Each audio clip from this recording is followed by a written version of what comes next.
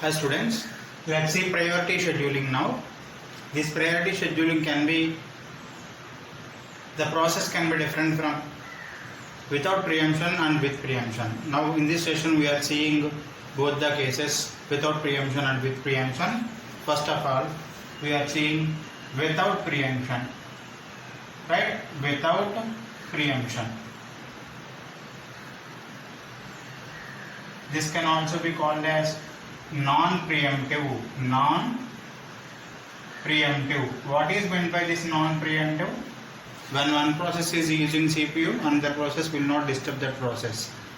We will not allocate CPU for another process while CPU is allocated running one process, another process will not be coming to existence, right? So next one. So this process can be called as non-preemptive. How we can solve this priority scheduling algorithm in non-preemptive way? What is meant by priority scheduling? Each and every process, we have 7 processes are there. Each and every process will be given with some priority. Sometimes this priority may be of 2 different types. First one, static priority, means this priority will not be changed at all. This priority will not be changed at all. Second one, dynamic priority. These priorities might be changed sometimes during the runtime of the process. These priorities might be changed. That methodology is nothing but dynamic priority. We are taking static priority methodology. So by applying static priority, these are the priorities of that. The priorities may be given anyway. In some cases, highest number is having the highest priority. What is the highest number? 10 is having the highest priority in this model. And what is the lowest priority in this? 2 is having the lowest priority in this, right? In some cases this order may be different. Lower number is having highest priority and higher number is having lowest priority. The opposite case, lowest number is having highest priority, highest number is having lowest priority. Any may be happen, but we are taking highest number is highest priority, lowest number as lowest priority, right? So how we can schedule this priority scheduling? Non-preemptive. One process is scheduled, another process are in waiting state. No more process will be come into picture for CPU allocation, right? So first of all, as I said in the previous algorithms also, there is no chance, only P1 is getting the chance for the first time. Whatever the algorithm may be, P1 మాత్రమే first chance వస్తుంది. ఎందుకంటే process order లో P1 is the first process. So actually at 0 minutes what coming to which are P1. 0 దగ్గర ఏది మాత్రమే రెడీగా ఉంది? P1 మాత్రమే రెడీగా ఉంది. బికాస్ 0 minutes దగ్గర P1 మాత్రమే రెడీగా ఉంది. సో P1 రెడీ స్టేట్ లో ఉంది కాబట్టి P1 అనేది ఫస్ట్ టేకింగ్ తీసుకుంటాం. P1 అనేది ఎంతసేపు ఎగ్జిక్యూట్ అవ్వాలి? What is the burst time of P1? It has to execute for 3 minutes. It has to execute for 3 minutes. 3 minutes లోపల మనకి నెక్స్ట్ ఏ ప్రాసెస్ టేకప్ చేయాలని లోపల 3 minutes లోపల మనకి ఎన్ని ప్రాసెస్లు రెడీగా ఉన్నాయి అనేది ఇంపార్టెంట్. 3 minutes లోపల ఎన్ని ప్రాసెస్లు రెడీగా ఉన్నాయి? 3 minutes లోపల అంటే 3 units లోపల, అంటే ఇక్కడ మన అరైవల్ టైంని బట్టి క్యాలిక్యులేట్ చేసుకుంటాం. 3 minutes లోపల ఎన్ని ప్రాసెసెస్ రెడీగా ఉన్నాయి అనేసి అంటే first one, this one and this one, right? Because before 3 how many processors are ready? This comes at 4th minute, so this will not come into consideration. 6th minute, 5th minute, 7th minute, so these will not be come into consideration.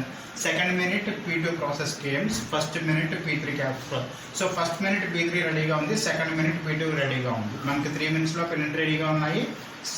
P2 and P3.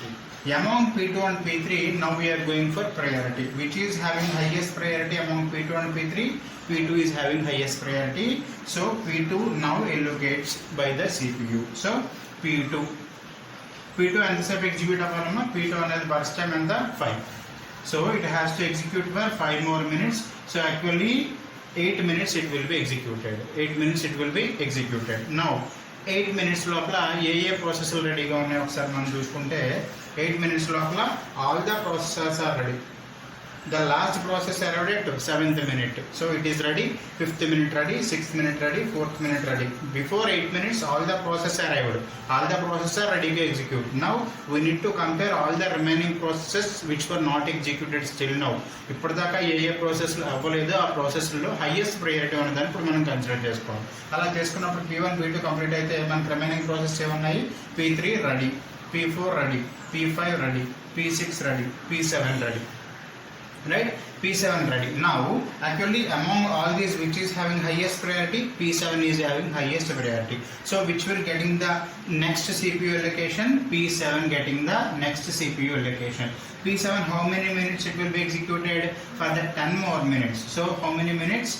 Up to 18 minutes P7 will be executed. P7 will be executed, right? P7 will be executed. After that, remaining how many processes are in waiting state?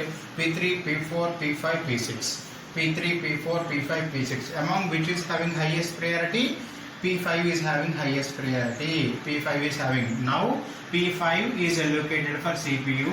P5 will be executed for how many minutes? 9 minutes. So it will be executed up to 27 minutes. 27 minutes because after 18, 9 minutes it will be executed. Next one, how many remaining processes are waiting? P3, P4, P6. P3, P4, P6. Right? P3, P4, P6. Among that, which is having highest priority? P3 3, P4 5, P6 4. So P4 is having highest priority. Now P4 will comes into CPU allocation. P4 అనేది ఎన్నిసార్లు execute అక్కడ 8 minutes execute అవుతుంది, ఇక్కడ 2 more minutes. So up to 29 P4 will be executed. Up to 29 P4 will be executed. Next one, among P3 and P6. Among P3 and P6, 3 and 4. 3 and 4 which is having highest priority? P6 is having highest priority. Now P6 will be allocated by the CPU. Right? P6 how many minutes it has to execute? 4 more minutes. So it has to execute for 33 minutes because after 29 4 minutes 33 up to 33 minutes P6 will be executed. What is the last one? P3. Now P3 last comes into picture because it is having the lowest priority among all these process apart from the P1. P1 ముందు allocate అయిపోయింది కాబట్టి consideration తీసేస్తే వీటన్నిటిలో last priority P3 ఉంది కాబట్టి లాస్ట్లో P3 allocate అయిపోతుంది. So P3 అనేది allocate అయినప్పుడు P3 అంతసేపు ఎగ్జిక్యూట్ అవ్వాలి 4 more minutes. So up to 37 this will be executed. Likewise priority scheduling will be there. P1 allocate అయిన తర్వాత P1 మధ్యలో మన ఇక్కడ CPUని allocate చేయడానికి రిమైనింగ్ ఏ ప్రాసెస్ అనేది రాకూడదు. దాన్ని ఏమంటున్నాను ఇక్కడ నాన్ ప్రియంప్టివ్ వే అనేసి అంటున్నాను. So after 3 minutes then after process comes. After completion of P2 then only remaining process comes. After completion of P7 then only remaining process comes. When allocating new process we need to go for remaining process and their respective priority and we should select which is having the highest priority among the remaining process. Which is having the highest priority among the remaining process. So this one. After that we need to calculate all these time factors, all these time parameters one by one. Right? What is completion time? Completion time is nothing but at what time it will be completed. At what time it will be completed. How can you calculate the completion time? P1 is completed at 3 minutes. P1 completed at 3 minutes. P2 completed at 8 minutes. P2 completed at 8 minutes. P7 completed at 18 minutes. P7 completed at 18 minutes. P5 completed at 27 minutes. P5 completed at 27 minutes. P4 completed at 29 minutes. P4 completed at 29 minutes. P6 completed at P6 completed at 33 minutes.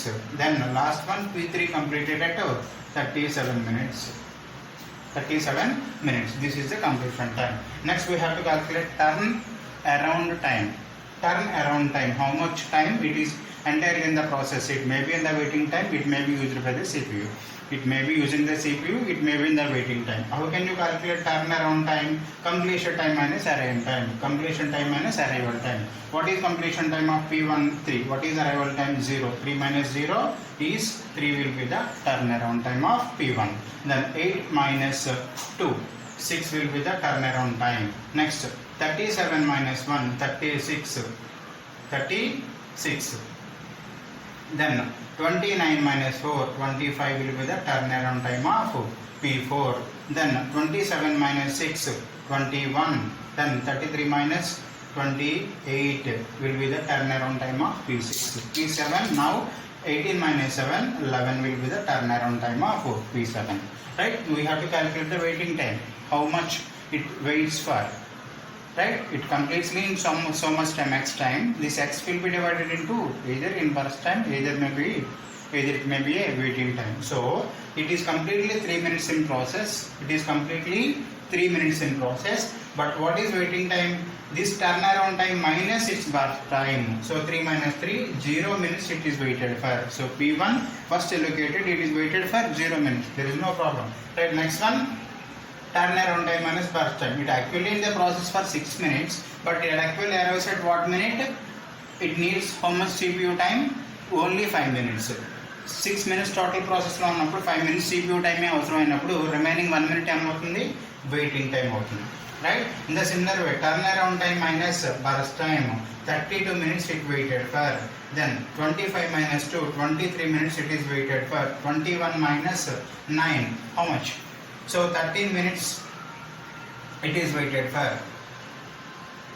Right? So 13 minutes it is waited for. 28 minus 4, 24 minutes it is waited for. And then 11 minus 10, only 1 minute it is waited for. Only 1 minute it is waited for. Right? This is what actually calculating the waiting time. How can you calculate waiting time? Turnaround time minus burst time. What is the last time factor, time parameter? Service time or response time? Service time or response time. What is service time or response time? At what time the process will be taken by the CPU for its execution for the first time. For the first time. ఎప్పుడైతే first time ఆ process అనేది CPU చేత కన్సిడరేషన్లోకి తీసుకోబడిందో, ఎప్పుడైతే అది running స్టేట్లోకి వెళ్ళిందో, for the first time running స్టేట్లోకి వెళ్ళడాన్ని మనకి ఇక్కడ సర్వీస్ టైం ఆ రెస్పాన్స్ టైం అంటాం.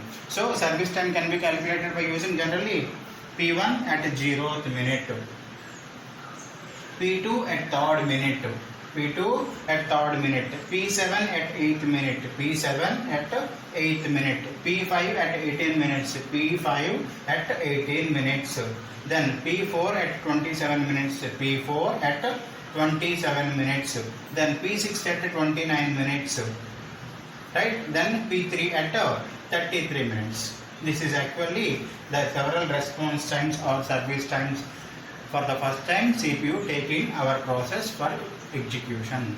This is what way non-preemptive way. There is no question of comes into picture another process while we are executing one process, other process should wait. After completion of one process only, second process will get consideration. Okay? Right. This is way of priority scheduling non-preemptive. Okay?